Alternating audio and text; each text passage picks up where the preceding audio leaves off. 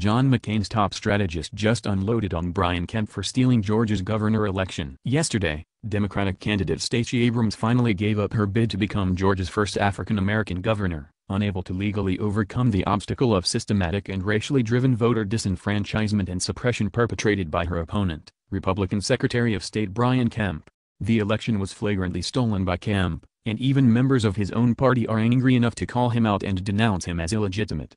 GOP strategist and political consultant John Weaver, who worked on the John McCain and John Kasich presidential campaigns, took to Twitter to slam Kemp for his violation of our democracy and to sound the call for a restoration of the Voting Rights Act.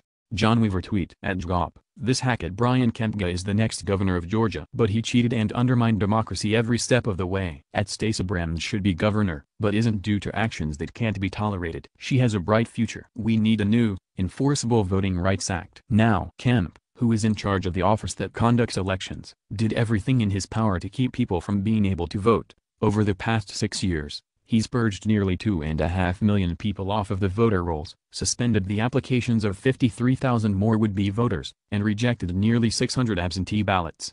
Over 25,000 people reported having trouble voting on Election Day, while tens of thousands more were forced to wait in long lines to vote at under-equipped polling stations while hundreds of brand-new voting machines sat unused in a warehouse. Until we follow Weaver's advice and restore the Voting Rights Act to make sure that all voters are able to fulfill their civic duties, Republicans are going to continue to steal elections and continue to impose their extremist minority agenda on an unwilling nation.